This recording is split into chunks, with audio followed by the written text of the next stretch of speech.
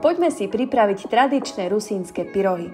Budeme potrebovať kyslú smotanu, kôpor, tvaroh, hladkú a polohrubú múku, sodu bikarbónu a 2 vajíčka.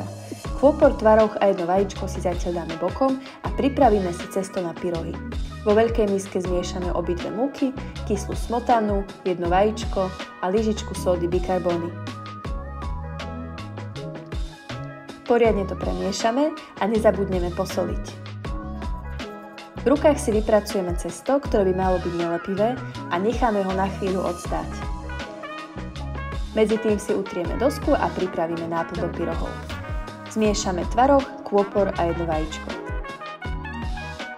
Samozrejme nezabudneme posoliť a celú zmes vymiešame, aby sa to všetko pekne prepojilo. Odložíme bokom a pomúčime si pracovnú dosku.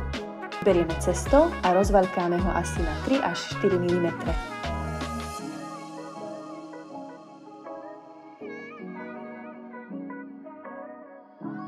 Ak ho máme vyvaľkané, tak si nakrájame takéto štvorčeky.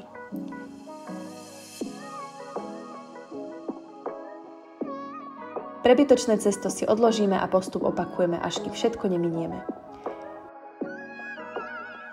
Pripravenú náplň vkladáme do jednotlivých štvorčekov a vytvarujeme z toho trojholničky alebo napríklad takéto štvorčeky.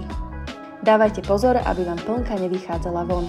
Hotové trojholničky si poukladáme na utierku, ale ďalej od seba, aby sa nelepili. Do hlbokého hrnca si nalejeme olej, asi toľko, aby v ňom pyrohy plávali a počkáme, kým sa zohreje. No a už len vysmážame. A postup opakujeme dovtedy, kým sa neminú všetky. A dobrú chuť!